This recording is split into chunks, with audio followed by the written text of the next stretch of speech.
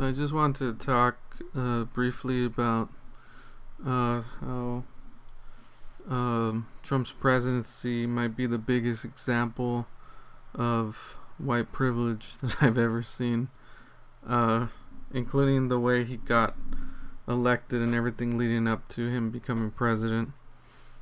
Just the fact that people believe that he's a good businessman. I guess that's more or less left could be arguable because of his increase in net worth and stuff, but the guy has gone bankrupt 6 times. But just the fact that he got bankrupt 4 to 6 times and people still thought he was good to manage the country, to me is a big indication of white privilege. Like, if you don't think it's real, if white privilege is real, I mean, the best example, the most undeniable example would be Donald Trump's presidency and victory, and the fact that he's even up for re-election, that he even has a chance. So starting off, we see the 6 bankruptcies. Trump's Taj Mahal in 1991, 1992, first of 2 Atlantic City casinos owned by Donald Trump, 1992, second of 2 Atlantic casinos owned by Donald Trump, 1992, Trump's Plaza Hotel in New York City, 2004, Trump's Hotels and Casino Resorts, 2009, Trump's Entertainment Resorts. So this was already a red flag, but no. And the way he started his presidency was already a red flag. The fact that he's able to start his campaign with saying racist things, like fear-mongering about Mexicans coming that are rapists and stuff like that. And I mean, who else can start their campaign like that? Do you think Obama would even have a chance to start his campaign like that and even win? I highly doubt it. So we're gonna also talk about how his dad, the guy was extremely privileged throughout his life. So CNBC reports Trump's small loan from his father. Trump always says it was a $1 million loan, but it was actually more like it was more like 60 million in loans. And it goes even further than that. Is if you do all the math and everything, it actually is somewhere around 413 million. Trump's father gave his son. Sorry, my phone's going crazy. Trump's father gave his son at least 413 million. New York Times reports. This is according to Market Watch. And as we see here, according to the report, Trump was earning $200,000 a year from his father's empire by the age of 3. The financial assistance increased with the years to more than $5 million annually when Trump was in his 40s and 50s. In all, Trump received at least $413 million from his father's real estate empire. The president has said he turned a $1 million loan from his father into a $10 billion empire. And as we see, that's not possible without his father's real estate empire. If you think that you have just as much chance of becoming a millionaire if you go into a casino with $20. If you go into a casino with $20 and expect to win $1 million, and believe you have just as much chance as the guy who comes into the casino with $1 million, the guy, I hate to break it to you, but the guy with the $1 million has a ginormous better chance than you at winning $1 million. And this is the case with Donald Trump and his whole life. The guy was born with a silver spoon in his mouth. And then he gets away, of course, with more of this similar report. So he paid $750 in federal income taxes in 2016 2017. And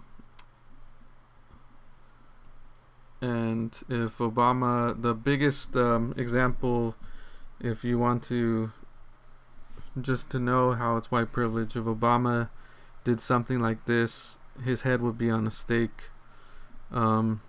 People from the right's heads will explode. But because it's Donald Trump, it's fine. They don't care if you only pay $750. I hear a lot of right wingers, a lot of Republicans saying, I don't care about his taxes. This is fine. They all want to do the same thing. But let's not pretend that people's heads explode when it wouldn't explode if it was Obama. It would not be the case. And then also most importantly is his handling of the coronavirus was one of the biggest failures of his whole presidency. Of course, the presidency isn't just about business. It's not just for tax cuts and giving you more money. That's not what the presidency is all about.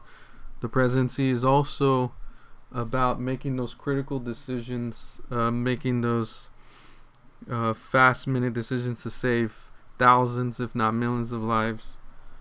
And that's one of the most important things about being president, is to be able to make those critical decisions. Trump, of course, as you know, if you haven't heard, he knew about the pandemic being very deadly. He was caught on tape saying it before even the lockdown happened. Before he even acted late on it, he said that he admitted how deadly it was, and he admitted to not wanting to cause panic. I didn't want to cause panic, but although he causes panic all the time, every day he's fear-mongering and getting his followers to think that Joe Biden presidency is the end of the world. But here you go. His epic failure is 226,000. This is according to Worldometer. The Worldometer site. In the Google page, it has it at 221,000. But it's more likely to be closer and higher to this number at this point, because it takes a while for them to confirm that they're coronavirus cases. And so this is kind of like a more, in my opinion, a more closer estimate.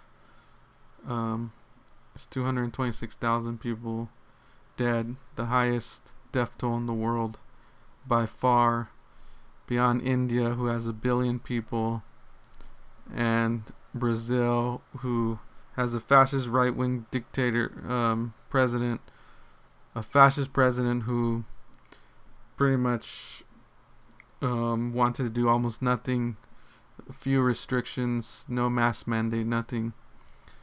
And and U.S. somehow has a higher death toll and higher cases as well, the most cases in the world, 8 million. The fact that Trump failed so dramatically at this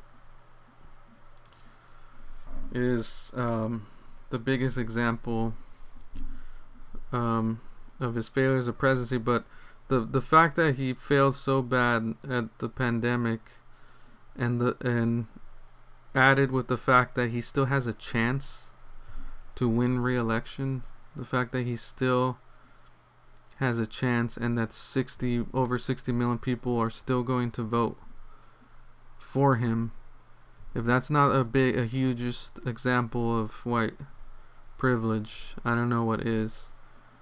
To mess up this bad, like once again the Obama test. If Obama messed up this bad, it would be over for Obama. But he still somehow has a chance to for re-election, to be re-elected. That's absurd. the US, as you see it compared to most other countries, super high at the tippity top. And these countries are doing pretty bad. Mexico's been doing pretty bad. All these countries. But the only ones that come close or almost there with them is, I believe, India, of course, and Brazil, as we talked about. Let's look at how Jandis did in New Zealand, of course, way down there. It could be done.